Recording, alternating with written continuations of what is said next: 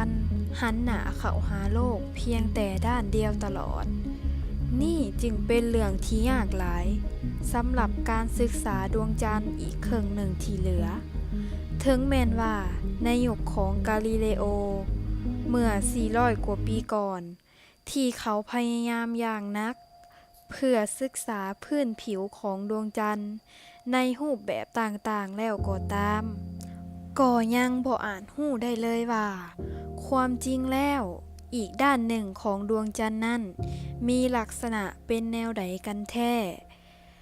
ซึ่งกว่าจะได้เห็นภาพด้านหลังของดวงจันทร์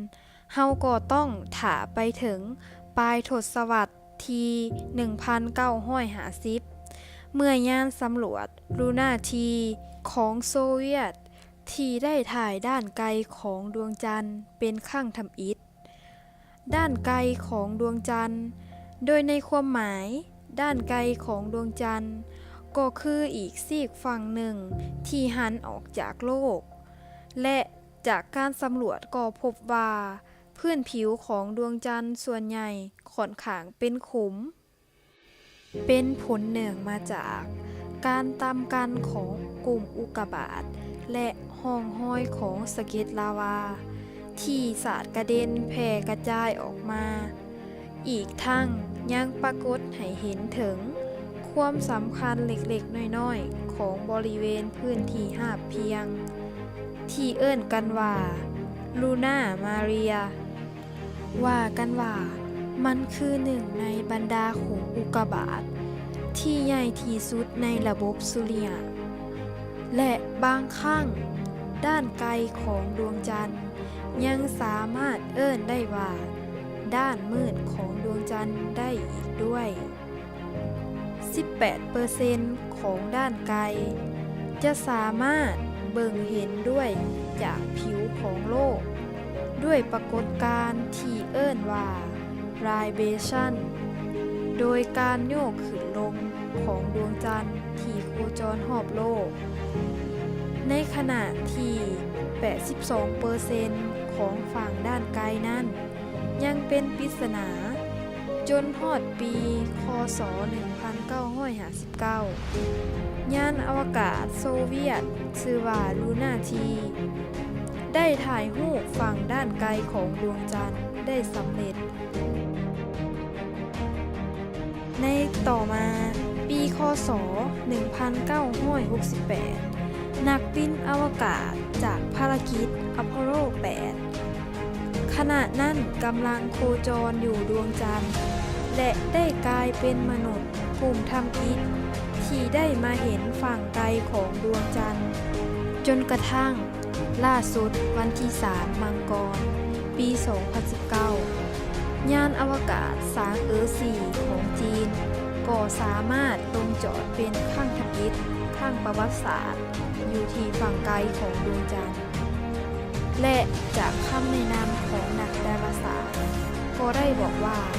ในอนาคตสำหรับการติดตั้งกล้องโทรทัศน์วิทยุอยู่ฝั่งไกลของดวงจันทร์จะช่วยให้กล้องโทรทัศน์สามารถทำงานได้อย่างมีประสิทธิภาพเพราะดวงจันทร์จะมาเป็นสิ่งป้องกันได้อย่างดีสำหรับสัญญาณรบกวนวิทยุจากคลื่นโลกการที่ดวงจันทร์หันหน้าเข้าหาโลกเพียงแต่ด้านเดียวเป็นผลมาจากแรงไทดอนหรือไทดอนฟอร์สที่ไปดึงซ่าให้การหมุนของดวงจันทร์เข้าถึงจุดที่หันหน้าเข้าหาโลกเพียงแต่ฝั่งเดียวหรือเอิ้นกันว่าปรากฏการณ์ไทดอนล็อกซึ่งนั่นจะเฮ็ดให้ผิวของดวงจันทร์ในอีกด้านหนึ่งจะบ่มีวันที่คนทั้งโลกจะได้เห็นมันเฮาจึงเอิ้นอีกฝั่งที่แนมบ่เห็นว่าด้านไกลของดวงจันทร์แต่ถึงอย่างนั้นในช่วงตลอดการโคจรรอบโลกของดวงจันทร์เฮาก็ยังสามารถมีโอกาสได้เห็นด้านไกลของมันอยู่ผ่านปรากฏการณ์ที่เอิ้นว่า Libration ซึ่ง Libration คือรูปแบบการโคจรของดวงจันทร์ที่เฮ็ดให้เฮาสามารถ เห็นพื้นผิวได้เกิน 50% ในขณะที่การโคจรเกิดซ้ำไปซ้ำมา libration จะปรากฏขึ้น โดยเป็นการโยกไปข้างหน้าและหลังเช่นการโยกไปมาของตาซิงรอบจุดดุลเดียง นี่ก็หมายความว่า ด้วยปรากฏการณ์ libration ข้างต้น จะสามารถเฮ็ดให้เฮาแนมเห็นพื้นผิวของดวงจันทร์ได้หลายถึง 59% ส่วนพื้นผิวที่เหลือต่อจากนี้จะบ่มีทางส่องเห็นได้จากพื้นโลก เนื่องจากมีมุมต่ำเมื่อแนมจากโลก จนยากที่จะเห็นพื้นผิวทางดวงจันทร์ได้ ด้านมืดของดวงจันทร์จากที่เอิ้นกันคุ้นหูว่า Dark Side of the Moon หรือด้านมืดของดวงจันทร์ อันที่จริงแล้วคำว่า Dark หรือมืดนั่นมันบ่ได้มีความหมายว่าบ่มีแสงสว่างแต่อย่างใด แต่หากเป็นความหมายของความบ่ฮู้หลายกว่าเช่นว่าเฮาบ่มีทางฮู้ได้เลยว่าอีกด้านหนึ่งของดวงจันทร์นั้นมันมีหยังกันแท้ ดังนั้น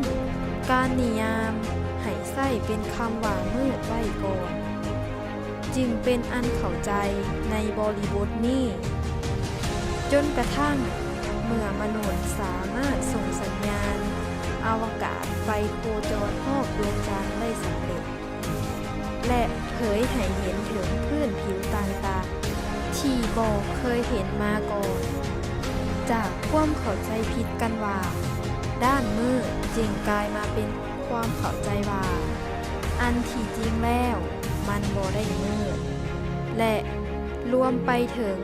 การสลายหายไปของความบ่ฮู้ในคำว่ามืดด้วยเช่นกันเพราะอันที่จริงแล้วทั้งสองด้านของดวงจันทร์บ่ว่าจะด้านใกล้หรือด้านไกล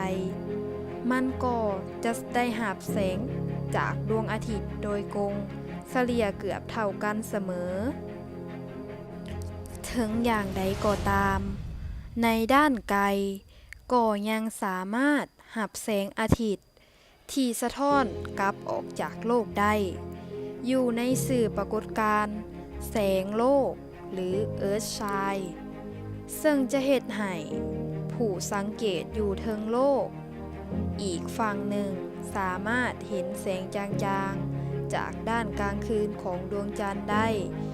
เช่นเมื่อสังเกตจากโลกจะเห็นดวงจันทร์มืดมิดแต่หากไปยืนอยู่เทิงดวงจันทร์แล้วหันกลับมาเบิ่งโลกก็จะเห็นได้ว่าโลกนั่นมีแสงสว่างอยู่ดังนั้นการเกิดแสงโลกยังคงเห็นพื้นผิวของดวงจันทร์ได้เกือบทั้งหมดถึงจะถูกเงาของโลกบดบังก็ตามปรากฏการณ์แสงโลกนี่จะสังเกตได้ดีในช่วงมื้อขึ้น1 ค่ำหา3 ค่ำหรือแฮม12 ค่ำหา14 ค่ำซึ่งเป็นช่วงที่เดือนดับในขณะเดียวกันถ้าหากเฮาเห็นช่วงที่ดวงจันทร์เต็มดวงในช่วงจันทร์เพ็งดวงจันทร์ทางฝั่งไกลจากโลกทั้งหมดจะมืดมิดจากแสงอาทิตย์โดยกงอีกในความหมายของคำว่ามืดนั้นในทางเทคนิคแล้วยังสามารถใช้เอิ้นเพื่อความเข้าใจในความหมายของจุดอับสัญญาณได้เช่นว่าการสื่อสารของยานอวกาศจะถูกปิดกั้นได้หากยานกำลังเคลื่อนที่อยู่ทางฝั่งไกลของดวงจันทร์ตัวอย่างว่าการสื่อสารระหว่างกันในภารกิจอพอลโลเป็นต้นที่นักบินอวกาศได้เลือกลงเหยียบแต่พื้นผิวทางฝั่งด้านไกลความแตกต่างภายหลังการเปิดเผยให้เห็นภาพด้านไกลของดวงจันทร์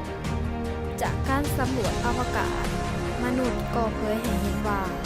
ลักษณะทางภูมิศาสตร์ของ2 ซีกฝั่งดวงจันทร์นั้น มีความแตกต่างกันอย่างเห็นได้ชัดเจน อย่างทำอีกเลยก็คือ ปริมาณของพื้นที่เอิ้นว่าลูน่ามาเรียที่จะเห็นได้เป็นส่วนหลายในฝั่งด้านใกล้ของดวงจันทร์ โดยคำว่ามาเรียเป็นคำในภาษาลาตินที่แปลว่าทะเล เพราะในสมัยก่อนนักดาราศาสตร์เชื่อกันว่าดวงจันทร์นั่นเต็มไปด้วยน้ำซึ่งเป็นความเชื่อที่ผิด โดยพื้นผิวของดวงจันทร์ด้านไกลส่วนใหญ่จะเต็มไปด้วยขุมอุกกาบาตน้อยใหญ่เป็นจำนวนหลวงหลาย และเผยให้เห็นถึงพื้นที่มาเรียอยู่เล็กน้อย หรือขีดเป็นเพียง 1% เท่านั้น สำหรับการเกิดมาเรียนักวิทยาศาสตร์สันนิษฐานว่าในส่วงที่ดวงจันทร์ยังมีอายุน้อยมันได้เคยถูกดาวเคราะห์น้อยขนาดใหญ่ต่ำจนเหตุให้เกิดพื้นที่หาบเพียงขนาดใหญ่ขึ้นและห้อยแตกเทิงเปลือกของดวงจันทร์จากผลกระทบนี่เองก็ได้ส่งผลให้มักมาที่ไหลวนอยู่ภายใต้เปลือกเกิดล้นขึ้นมาถ่วมพื้นที่จนเต็มและเมื่อการเวลาผ่านไปมักมาเหล่านี้จะค่อยๆเย็นลงซ่าๆและแข็งตัวขึ้นเกิดมาเป็นมาเรียในเวลาต่อมานอกจากปริมาณพื้นที่มาเรียที่บ่เท่ากันของสองด้านนักวิทยาศาสตร์ยังพบอีกว่าความหนาแน่นของสองฝั่งนั้นมีบ่เท่ากันอีกด้วยนั่นคือเปลือกของดวงจันทร์ด้านไกลจะมีค่าเฉลี่ยความบางน้อยกว่าด้านไกลซึ่งความบ่เท่ากันของความหนาเปลือกดวงจันทร์ดังกล่าวนี้ส่งผลให้เกิดความแตกต่างของระดับความสูงที่พื้นผิวได้หลายสุดเกือบ20กิโลเมตรและจากความแตกต่างของโครงสร้างภายในของทั้งสองซีกดาวนักวิทยาศาสตร์ยังเสนอเพิ่มเติมอีกว่าบางทีอาจเป็นเหตุมาจากการปะทะการข้างรุนแรงในอดีตกับวัตถุอวกาศขนาดใหญ่เท่ากับดาวอังคารที่มีชื่อว่า TR ซึ่งอยู่ในช่วงเดียวกันกับที่โลกเริ่มก่อตัวขึ้นเมื่อประมาณ 4,500 ล้านปีก่อนซึ่งผลการปะทะกันในครั้งนั้นก็ได้เป็นเหตุให้มวลสารของโลกบางส่วนได้หลุดกระเด็นออกไปสู่อวกาศและหล่อหลอมตัวกันจนกลายมาเป็นดาวบริวารโลกในเวลาต่อมาซึ่งจากขบวนการรวมตัวของเศษเนื้อโลกนี้ก็ได้นำไปสู่ภูมิประเทศในลักษณะของกองเนินที่แผ่ขยายตัวออกไปหลายกว่าที่จะเป็นปล่องขุมซึ่งจากการก่อตัวในลักษณะนี้จะมีส่วนสำคัญหลายต่อความหนาแน่นของชั้นผิวดาวอันนำมาสู่มิติพื้นที่หาบสูงจำนวนหลวงหลายของทางด้านไกลส่วนการที่ฝั่งด้านไกลของดวงจันทร์ที่มักจะปรากฏให้เห็นถึงปล่องขุมจำนวนหลายนั้นสาเหตุก็มาจากการพุ่งกระจายของลาวาซึ่งจะกินพื้นที่ครอบคลุมโดยรอบคุมอุกกาบาตหลายกว่าที่มันจะเป็นสิ่งป้องกันให้กับโลกโดยนาซาคำนวณออกมาได้ว่าท้องฟ้าเทิงโลกของเฮานั้นได้ถูกบดบังจากดวงจันทร์เพียง4 ตารางองศาเท่านั้นจากทั้งหมด 41,000 ตารางองศานี่จึงบ่ต่างหยังกับการที่โลกของเฮาได้กลายมาเป็นสิ่งป้องกันให้กับดวงจันทร์แทนเสียหลายกว่าผลจากการประเมินจำนวนขุมอุกกาบาตที่ต่ำใส่ดวงจันทร์ในช่วงทำอิฐก็พบว่าบ่ว่าจะซีกฝั่งด้านไกลหรือด้านใกล้มันก็มีจำนวนขุมอุกกาบาตที่ใกล้เคียงกันเพียงแต่ว่าทางด้านใกล้นั้น ส่วนใหญ่จะถูกลาวาไหลลงมาปิดทับปะคุมไปเสียหลายกว่าอีกทั้งงานวิจัยใหม่ยังสนับสนุนว่าในช่วงทำอิฐของการก่อตัวของดวงจันทร์นั้นทางฝั่งด้านใกล้ของดวงจันทร์จะได้รับความร้อนจากโลกหลายกว่าดวงจันทร์ด้านไกลนี่จึงเหตุให้ดวงจันทร์ทางฝั่งไกลเย็นตัวไวกว่าฝั่งที่หันหน้าเข้าหาโลกแต่ด้วยการเย็นตัวที่บ่เท่ากันนี่เองก็ได้ไปเหตุให้ทางฝั่งใกล้ของดวงจันทร์ซึ่งยังคงถือปกคลุมเต็มไปด้วยลาวาอยู่ภายใต้สั้นเปลือกที่บางกว่าข้างเมื่อมันได้ถึงดาวเคราะห์น้อยตำใส่จึงเหตุให้เกิดการไหลออกมาของลาวาท่วมเต็มพื้นที่ห้าบริเวณนั้นหรือเฮาเอิ้นกันว่ามาเรียนั่นเองซึ่งมาเรียนี่จะพบเห็นได้ยากในทางฝั่งไกลอันเนื่องมาจากการแข็งตัวของเปลือกดวงจันทร์ที่ไวกว่า